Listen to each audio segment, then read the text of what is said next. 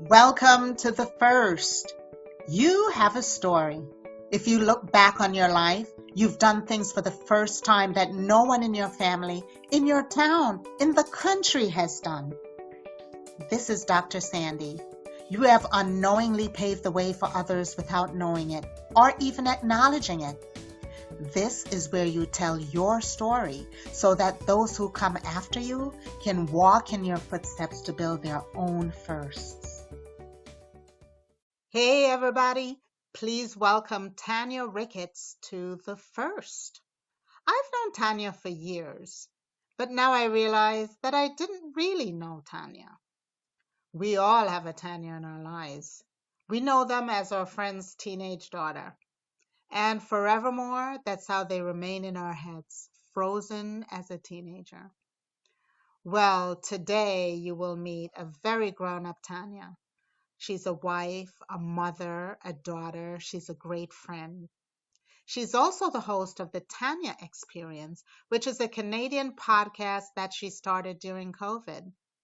One of her favorite topics is courage, and that's interesting because today she will discuss how she displayed that courage in breaking the generational cycle of women who do not raise their children themselves. I'm grateful that she also discusses the impact on the next generation of women who she's raising. So good morning, Tanya. Good morning. Good morning, Sandy, and good morning to all our listeners. Yes, I was looking at your email that you sent about courage, and I said, okay, well, Tanya is not the first to have courage, but first to raise your children. So let's just jump into it. Let's And start with let's get into it. and figure out, where we go from here with all your Right. firsts. All right, tell me. I guess my story is not, I don't want to say it's unique. It's unique to my family. Um, I had realized at a very early age that all of a sudden I woke up to the reality that no woman in their family had raised their children. For whatever the circumstances in my own personal family, on both sides of my family, my parents weren't raised by their mothers. On one side of my parents' family, it was maybe 3 or 4 generations down. I was the fourth generation, and I looked at the discomfort and the emotional, I really looked at their character and their demeanor and what they needed and what I needed.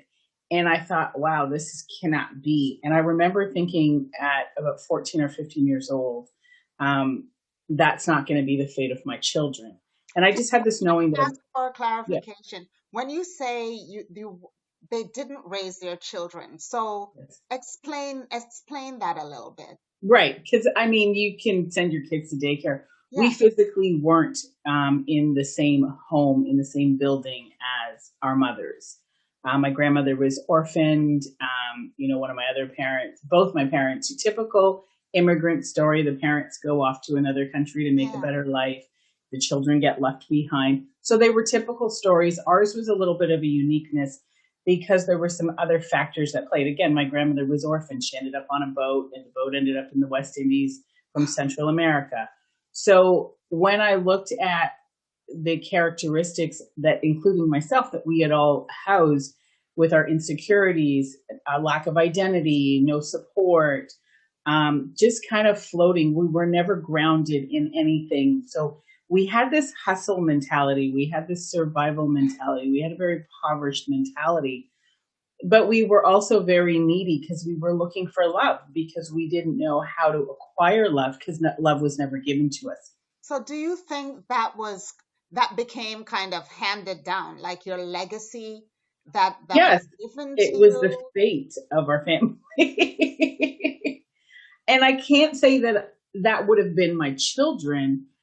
I mean, I just recognized this pattern that was, and by the time it got to me, I was like, wait a second, there's got to be, I couldn't figure out.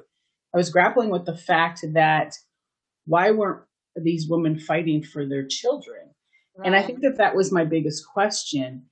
Did they know how? Did they know how? They Were didn't. they given the tools to know how? Not at all. Not at all. When I look at them, they are extremely amazing women in my life. They just were raised. When you're in an orphanage back in those days, think 4 generations back, being in an orphanage, there is no Yeah. love in an orphanage 4 generations back. Right. You It's just know, survival, right? It's it keeping is. them alive. There was a lot of abuse in that orphanage from what I understood and came to learn. And it kind of explained the characteristics of the coldness that was displayed, the lack of empathy, the lack of compassion, the lack of emotion. So, how old was your grandmother when she left the orphanage?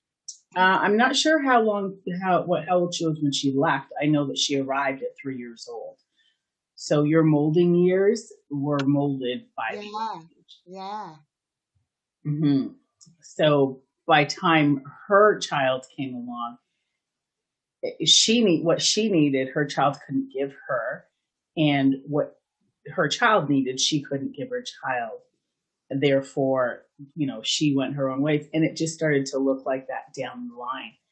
And I remember just thinking to myself one day, this couldn't be, like, this can't be. And I don't know if you remember the Sears catalogs back. I'm going to date Oh, myself. yes. Oh, yeah. You can't date yourself past me. That's for sure. Right. So here we are with these Sears catalogs.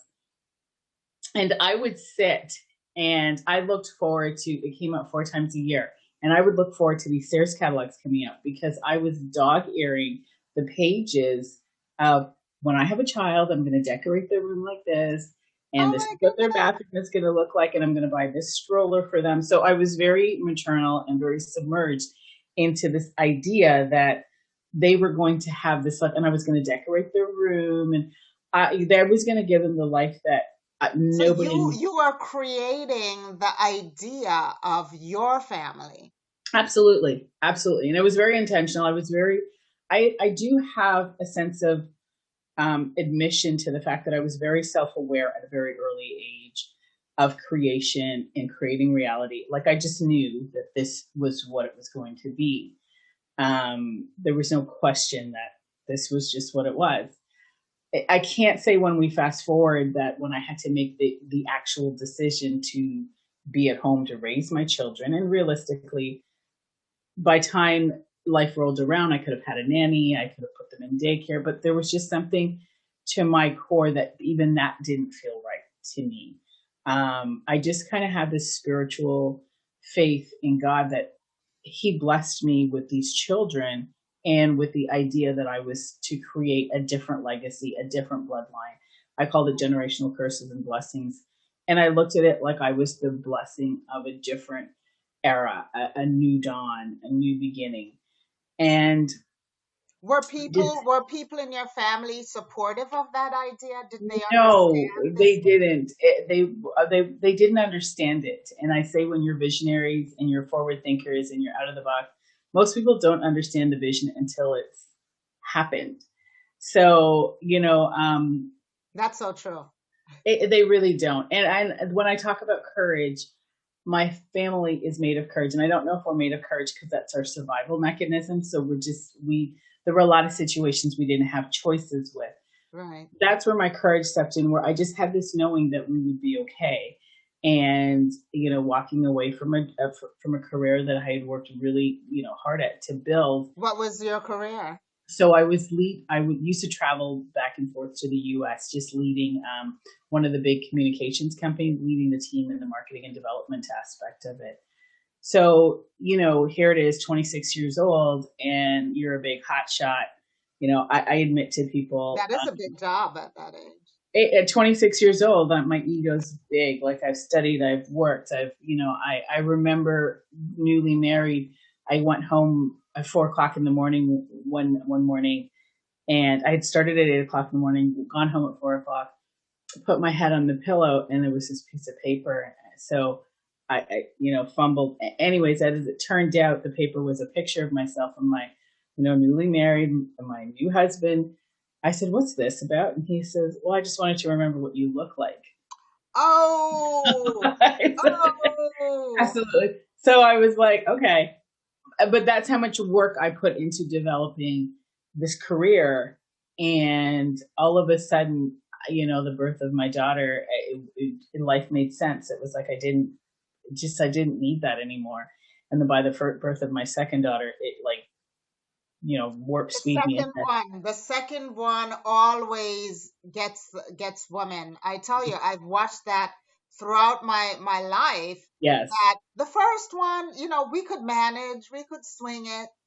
By the time the second one, and Tanya, this is really the crux of my starting my own company.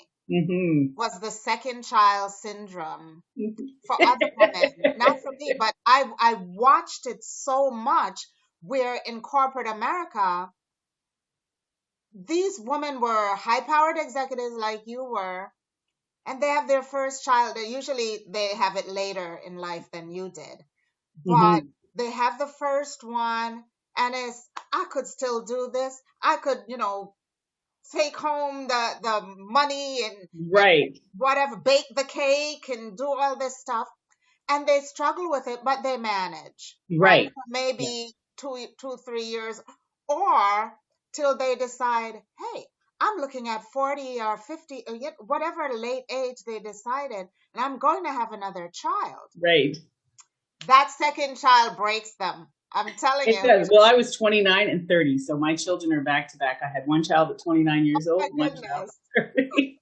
And I was just like, it just didn't matter. Like the thought of putting them in a daycare at the time, I guess for me in my deep knowing, I just knew that I was doing the right thing, that God gifted me these children for a reason. I had a completely different mindset where I believed that he trusted me in this cosmic world to take care of these children, and he was going to provide. I didn't feel that my children needed to be raised by the institution where they were being dropped off at daycare at 6 or 7 in the morning, coming home to 6 or 7 at night, to rush dinner, to be raised by a nanny, it didn't make sense to me. I thought if my kids were going to be screwed up in society, let it be my screw up.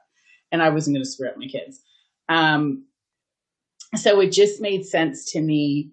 And then I remember at the time, my kids being back to back, still in diapers, daycare cost was almost $4,000.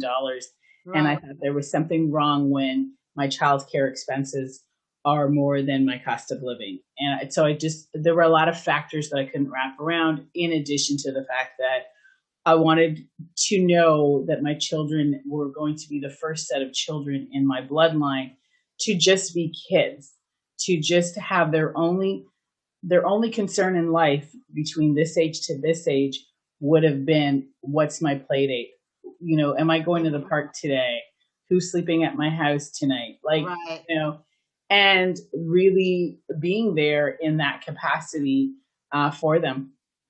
Best decision I ever made in my life. That's so interesting, because I'm also used to the raised by a village.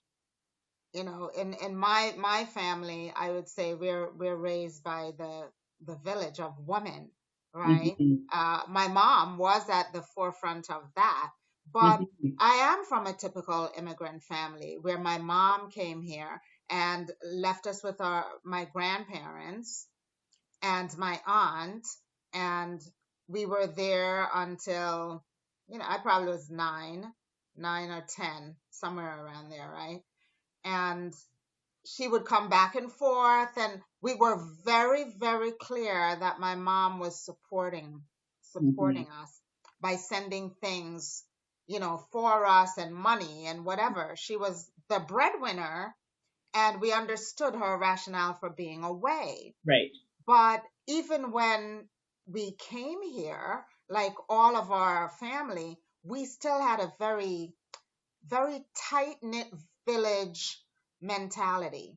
Right. Because the women had to go work mm-hmm. 2 and 3 jobs. Right. Right. And so by living in the same house, like all the families lived I grew up in a noisy big house of kids and grandparents. My grandmother came, Granny Amy came. And so we didn't really think about it in the way that you've thought about it being raised by others, because our parents were there. My mom was there, at least, not my dad. My mom was there, and it was a house full of moms Mm-hmm. with absentee dads, right? For whatever reason, you kick them out or whatever. Right, right. It's just strong ass woman. And Mm-hmm. but I never felt like you just expressed. I never felt their absence. As a matter of fact, I felt they were working overtime and were working so hard to take care of us and give us the right thing. So it's interesting how, The contrast. yes, in a similar situation, Right. one we bonded. Even to Mm-hmm. this day, my family is probably ridiculously close. Like I can't say anything to one because by 5 o'clock today, everybody will know. But there are key characteristics that you hit it on the nail, and you said it where it was a level of understanding that these women in your environment were there as for The leader. purposes of Yeah, providing, and where in our situation there wasn't that presence. So correct. there is a different there. It wasn't like, mom's going away or grandma's going away to work to send money back. No, we're leaving because we don't know how to take care of you.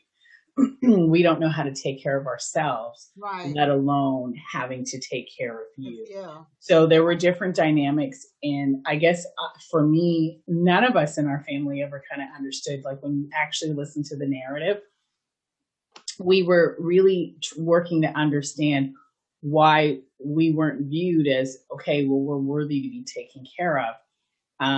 And so I think for you, the environment you grew up was different because it was understood that, you were being taken care of. Absolutely. We didn't have that level of understanding. And because it wasn't there. It was more, I actually am not equipped in my spirit to look after you. I Right. love you. And the love was always known. Like, I love you. This is just how it is. Yeah. And that's so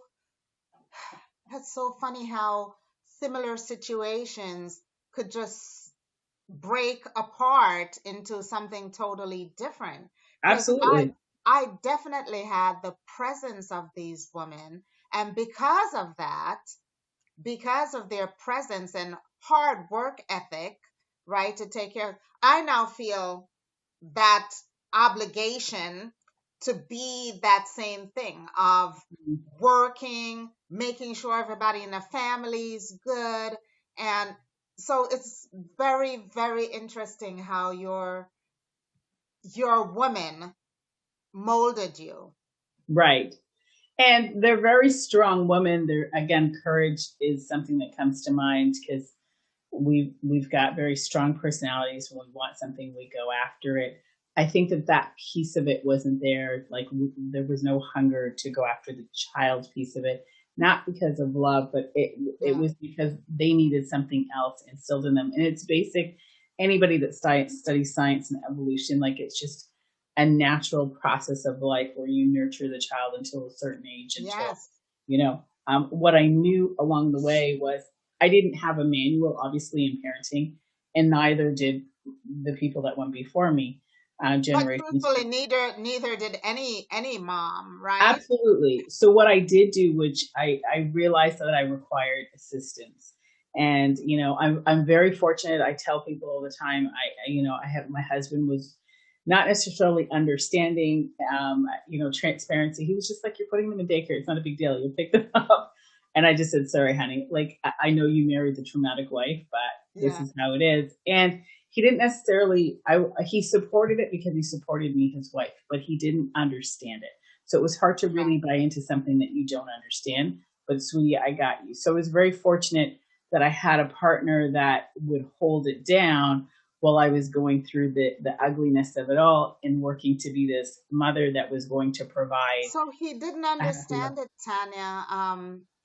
Did he have, what was his mothering experience that he didn't have that he Um, he came from working parents, successfully, entrepreneurial family, and husband's a very, I say he's a successful businessman, and they're a very successful family. But to them, it was about, you work, very tight knit, they're close. So it was like, yeah. So having me as a wife was like very typical mirror. Yeah, like we're go getters, we're professionals, we're entrepreneurial, Right. we do our thing. They grew up with, help. They had a nanny. So, it was very normal. You have your nanny, you do your professional thing, that's it. And then all of a sudden his life, changes gears the minute we have a child and says, okay, well, forget that. That's not going to happen. Let's throw that out the window. So it was more along the lines where, okay, I don't get it, but okay, if this is what it is. Looking back, he's like, it's the best decision you ever made. Thank you for being strong. Thank you for being Right. thick-headed. Thank you Right. for all of that. Again, people don't see it. I've been practicing this since I was 15 years old with Sears catalogs. The vision was always there. Wow. So I was clear. I was very, very clear that I was going to be the one to raise my children. And especially, it is not seen in transparency in North America. We do not see a strong community of Black women staying home and raising their children. And I wanted my children to know that they came from a family where their strong Black mother is now at home figuring out a way to raise them. I bought every children's book on healing, inner work, self-development, because I knew that I needed assistance. So along the way, I used those as tools that I would journey alongside my kids, no longer about raising my children, but now journeying with my children as them being a part of the entire transformation of our So new. now that your children are grown, Mm-hmm. how do they feel about that? Do they express the difference in having a stay-at-home mom? Like, how do they? They don't know any different. To them, I'm very fortunate that they've had to the point of almost sheltered life. No, I guess they're just born into it. Like this was just, they know nothing different than their mom, including my husband, because my husband has a very flexible schedule when you're when you're an entrepreneur. Mm-hmm. They just both equally, with both mother and father, just had a very strong support system. And in their world, they think that this is what everybody's world looks like. So do their friends have a similar, stay-at-home I would mom say yes. support? So the community Interesting. around them that they grew up in, like all the moms were at home, all the dads were busy working.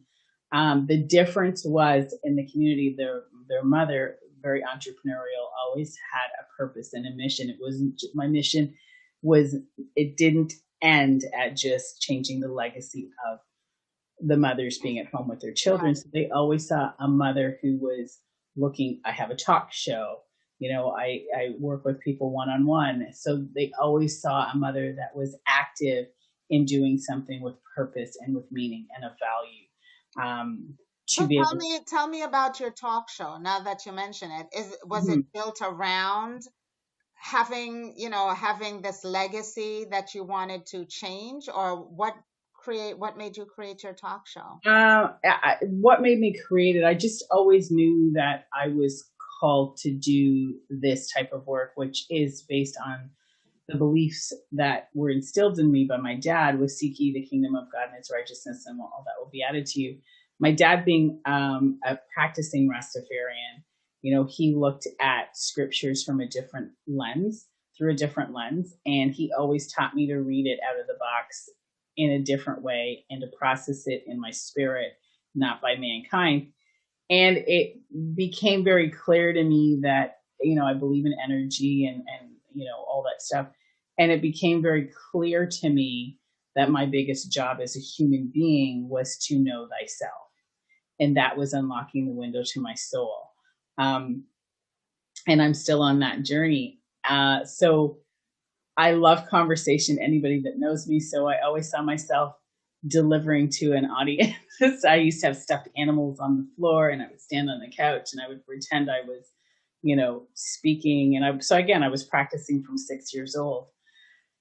And this talk show really came about in the middle of a pandemic where I was just like, okay, what next? Like, what am I doing with myself? And that was me realizing that I really enjoy conversation and bringing relevant content to help people know thyself on a much deeper level, so that they can live a more fruitful life. And really, that's, I can't say it was a legacy versus my father contributing to my purpose and my calling here on earth. So your dad, you were raised by your dad, like, oh, Indirectly, we were we lived with my dad, so we had a stronger presence of my dad in my life. But I would say mhm, that my sister and I, we the dynamics, again, he wasn't raised by his mother. What he needed necessarily wasn't there, so he could only give us what he had. So right. he physically was there, but very absent at the same time.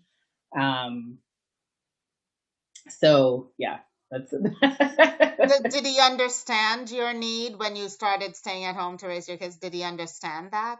By that point, my father was ill. So my father died undiagnosed of any disease. So he lived 9 years undiagnosed with any disease. And by the time I had children, whatever the disease that to this day we don't know, had had come on full fledged. Wow. Yeah. So That's so, I tell you, I know people that in similar situations, I've never really thought about it or digested it. I'm not kidding. It's just never, I never dug deep into that, right? right. And so to hear that you consciously thought this out and then had the courage to make the move to change that is so amazing. Yeah.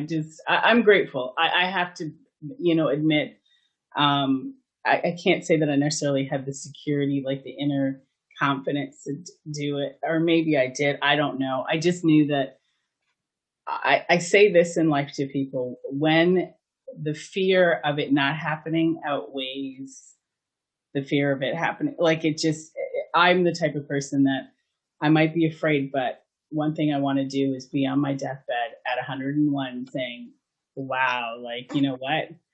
I did it, God. I did it. Yes. Yes.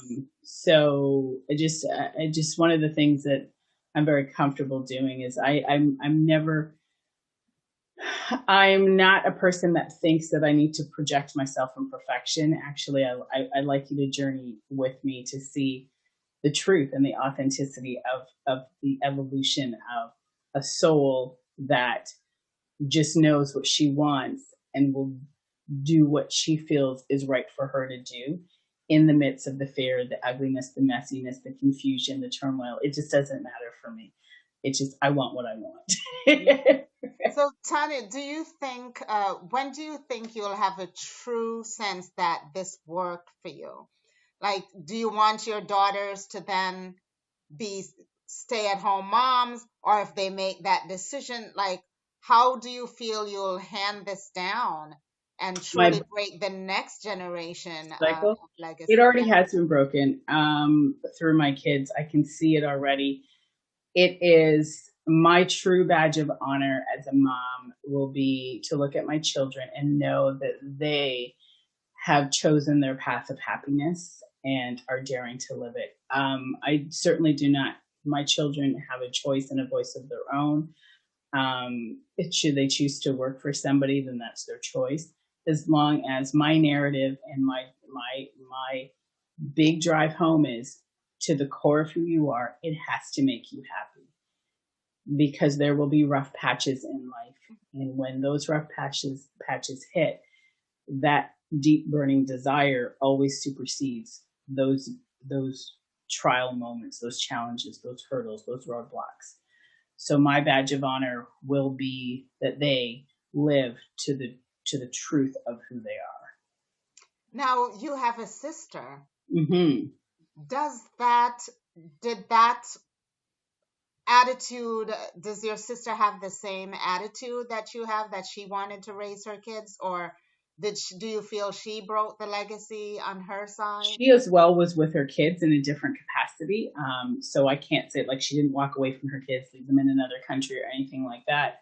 I don't think she was as a forward thinker as I was in that aspect. It developed, and not that she isn't, it developed much later on for her, where I was very clear as a Yeah. teenager that this was it. She was actually living the true sense of I'm a real teenager, having fun with my friends. You know, because I do look back sometimes and I'm like, wow, while everybody was having fun, I was sitting here with Sears catalogs. You know, I was That was very your happy. fun. That was your That activity. I was fine being by myself, flipping through Sears catalog, planning my future, planning being a businesswoman, planning all of that stuff, and understanding, you know, the direction of what made me happy. So I think the maturity for her came much later on. Like most people, I think she's normal from the perspective of the maturity comes from most later on. And her being awake to I think it was when she started to understand what she was doing unconsciously, like it was just happening, that it was different for her family. Mm. You know, all her kids did post-secondary school, and you know, just that it was like, wow, we really are changing something. So in the later years, we were able to really collaborate and come together and be more intentional as sisters to navigate the way we were going as sisters, with our family in creating something different. But I can't say that that was in the initial onset. Now you're in Canada. Do you think it's the same, North America wise? Do you think that there are immigrants and I'm saying immigrants because obviously we all come from some place where that legacy was brought with us and continued. But do you think it would have been different if you were in the US versus Canada, or if you were in England someplace? Would this have continued, or would you I, have been able to do right. it? I can only theorize it. What I can say is that we just definitely, like, and I had to overcome my own impoverished mindset with it all because I was much in the survival mindset. Canada's, and I say this all the time to people, Canada is the second largest country in the world when the USSR crumbled. We are 35 million population to date in 2021, with California having and Texas as separate states have a larger population than our entire country. So our landmass for the amount of our population, we are a young country. Yeah. We are a socialist country, so raising a family in Canada is quite a different culture than raising children in the U.S. Even if you come from poor, like, and I mean financially poor conditions, Hmm. you have a equal opportunity more here.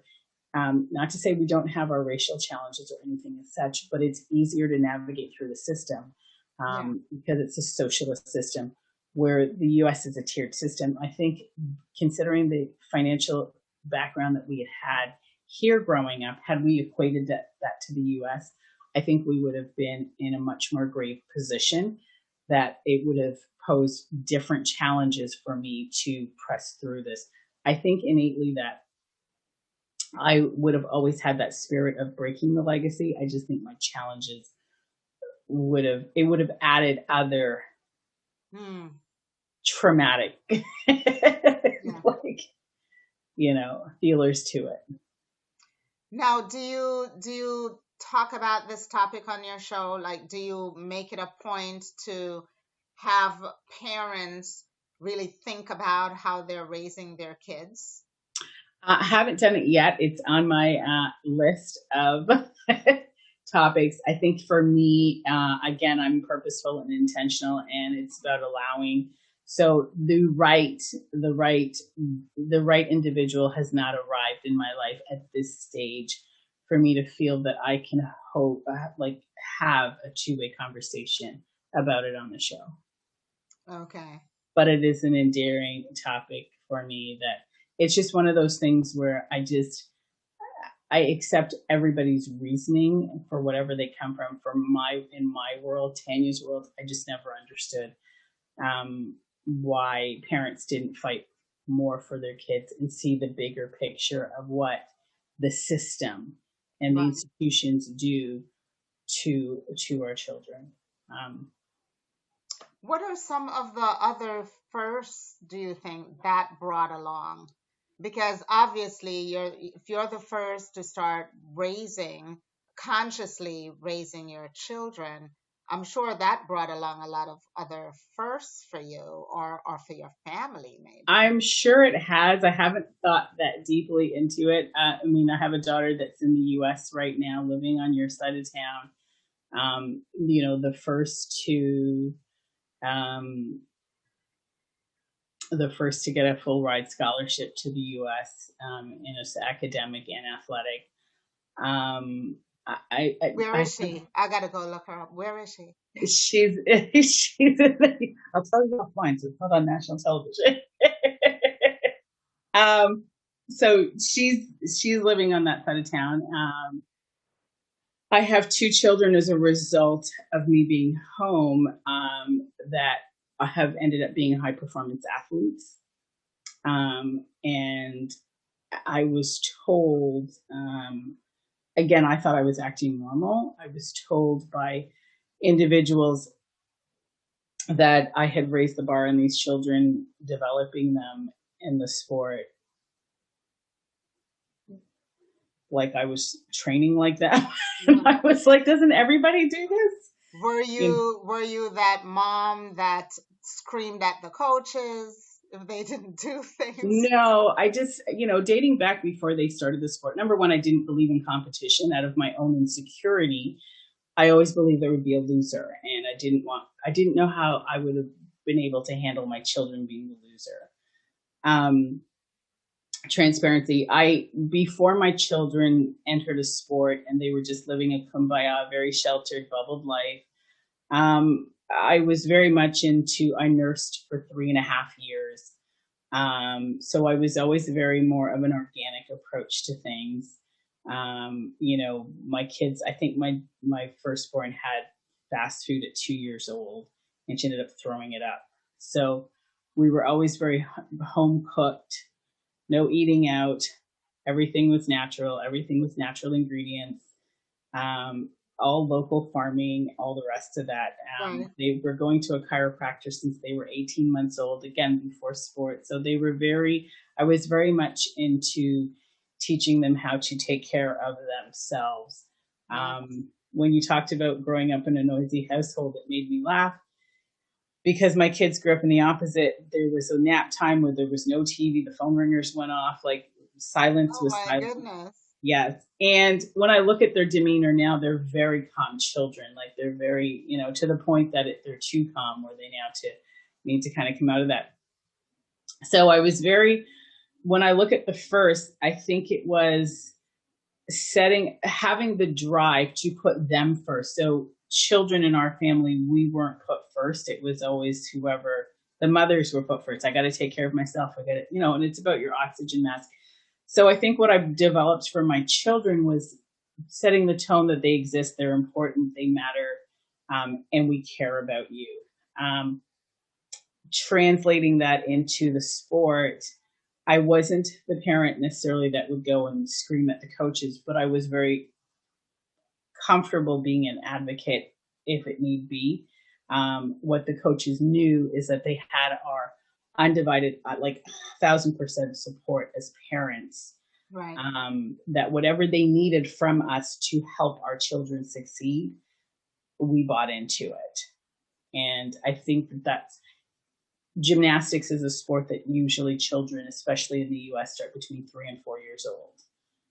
My children started at 8 and 9. And in to that point in gymnastics, parents usually send their kids away. Right. So it's the opposite of what you did.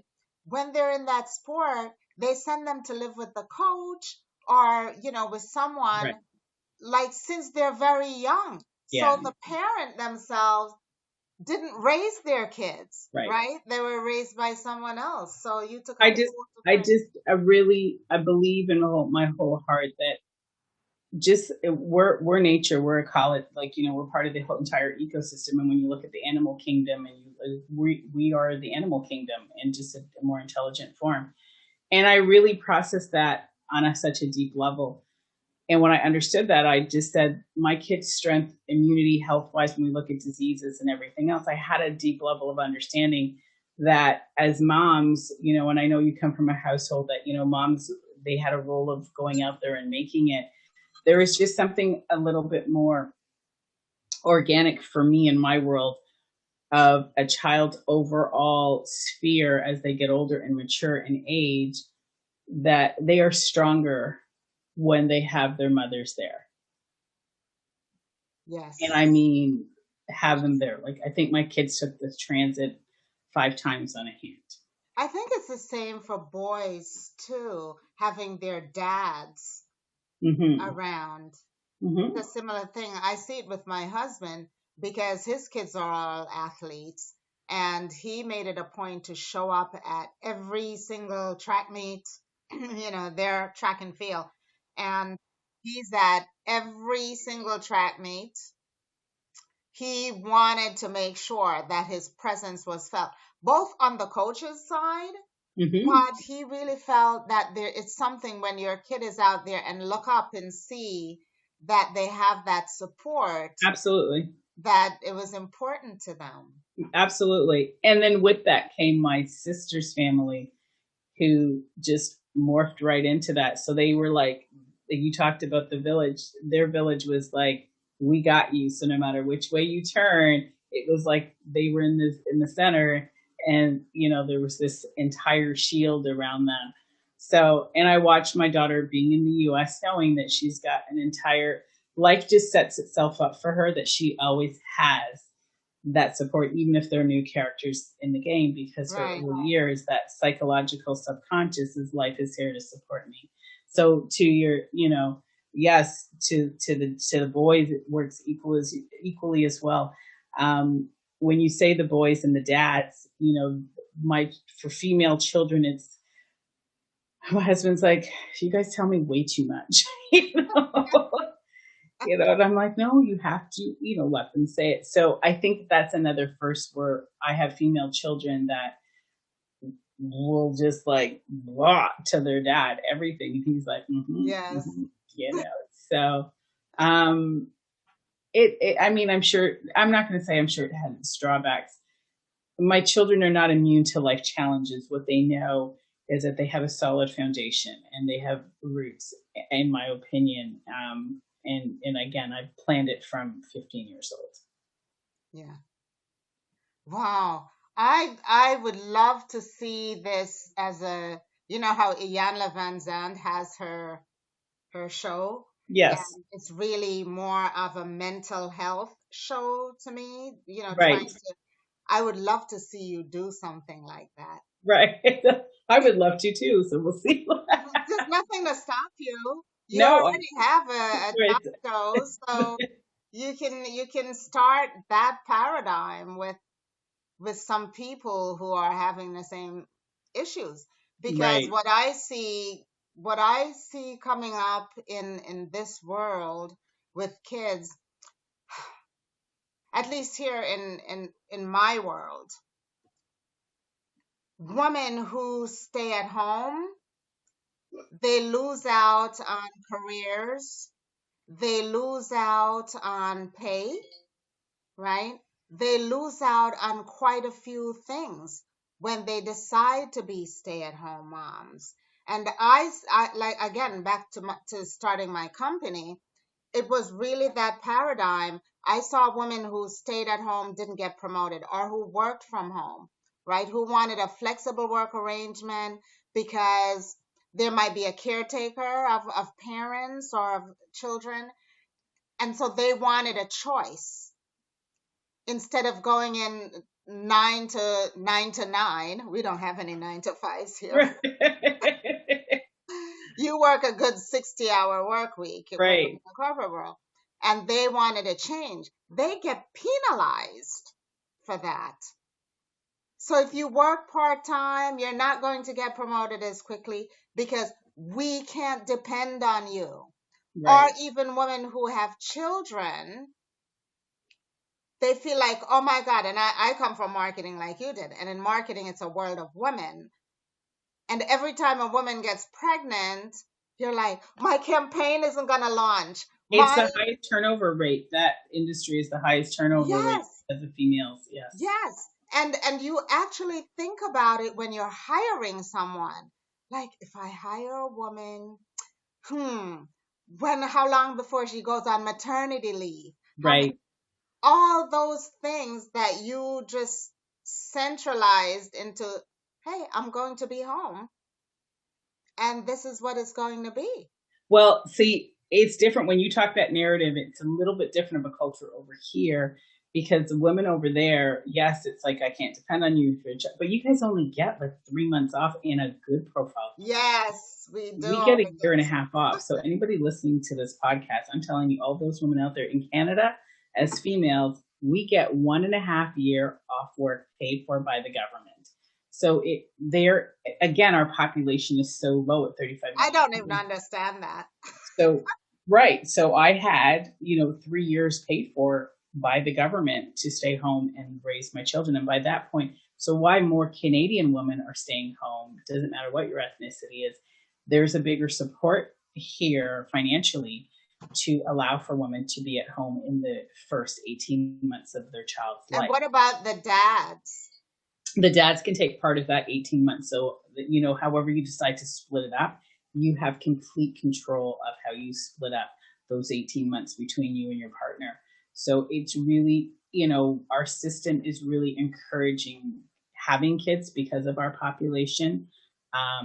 And companies are used to it. So you have the opportunity to bring somebody into that role for a year and a half and launch that campaign. And I got to say for myself, again, back in my teenage years, I always knew that I was going to be self-employed and working for me because I did not want corporations to, and I didn't even have a boyfriend at the time, but I just knew that I was not going to have an organization, exactly what you just said, dictate to me when my child is sick that I can't take time off or if I want to do this. So I knew that there was a financial responsibility that I had for my family.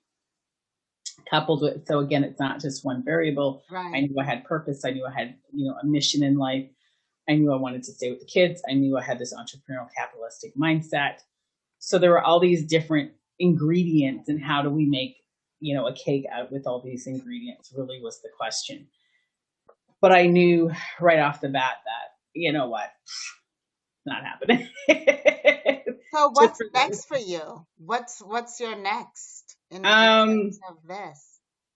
Really, just my next is really to on 3 fronts is just really to continue to evolve career wise, my works with the talk show and working one-on-one with individuals, really to explore that aspect, like to really expand that and work on with individuals.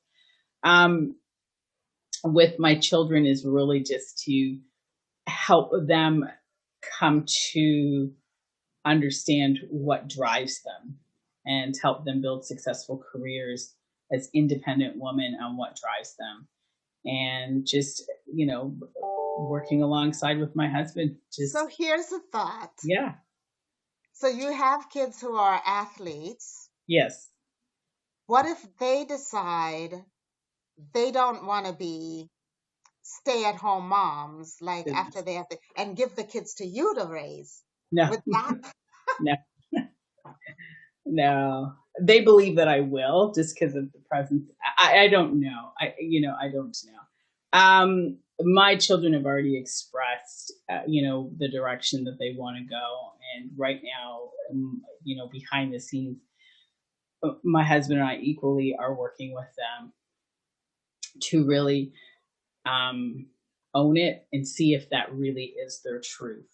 Yeah. They're young, they're not experienced. We have set their environment up at this stage to have the freedom to explore different things, and to support them to explore different things, to find themselves and what drives them. We really support that.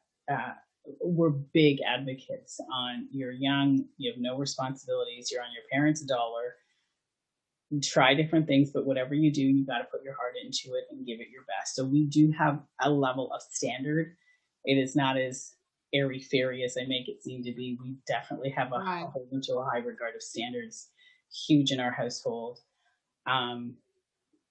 That we're high achievers and we're very ambitious people. So they may have been born into,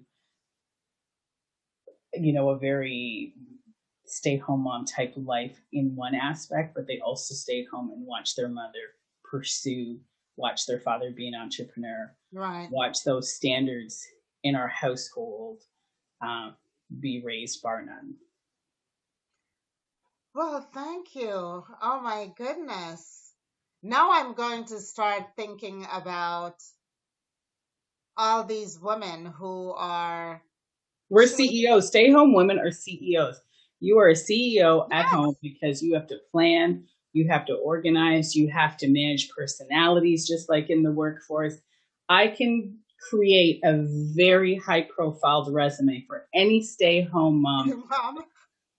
Okay, that will put to shame any CEO getting paid 7-digit figures. I guarantee that I can do that for anybody out there. Stay-home moms, I know because I've been there, and I don't call myself a true stay-home mom.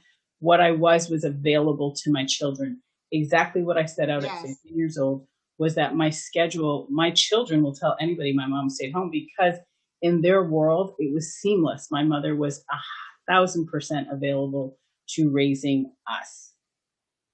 I worked and navigated around them. So I can create a very decorated, high profile, 7-digit resume for any stay-home mother out there. Oh, I believe you because that's who I hired. I hired I grew a multi-million-dollar company hiring moms. Right. Because they can multitask the same job, and I kid you not, the same job that they did in the corporate world.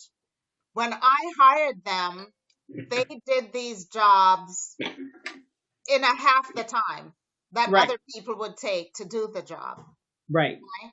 And I can say, Tanya, I'm putting you on this project, and this project should be a 40-hour work week project.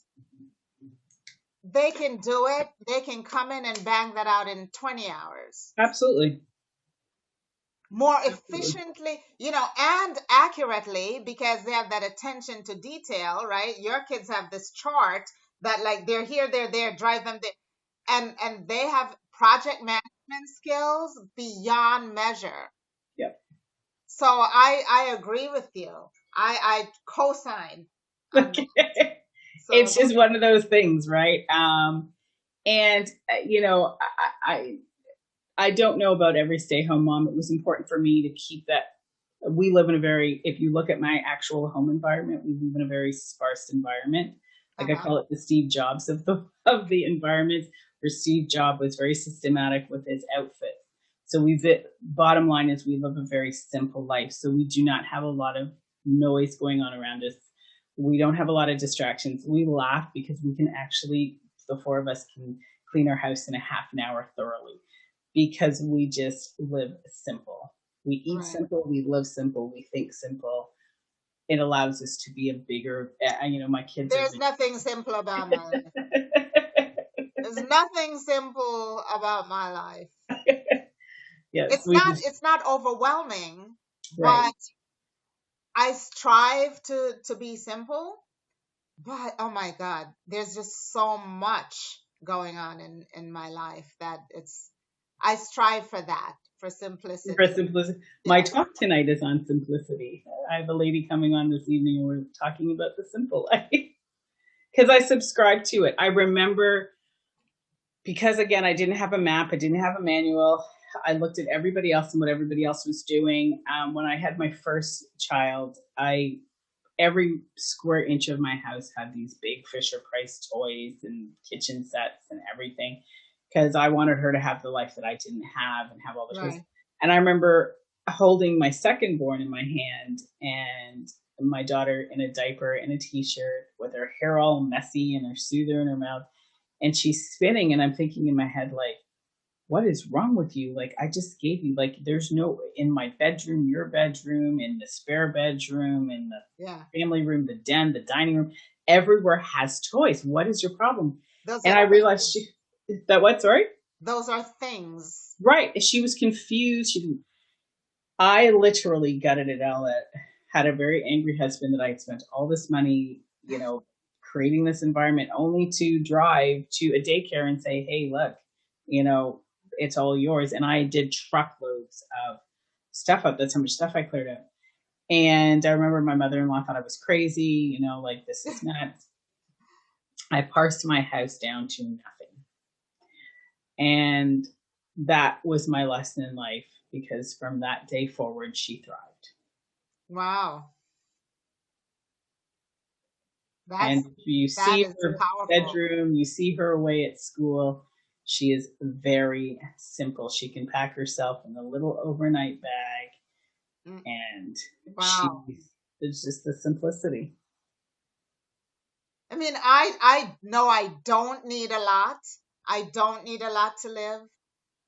But that's my legacy from my mom, right? Right. She loves things around her, and it gives her comfort. Now, I'm a minimalist when it comes to things like paper. I can't deal with a lot of paper, and everything is digitized for me. Nice. I can find things in a minute, because unless my server is up. Right. But my husband is a paper guy. He has to print everything out and see and touch it.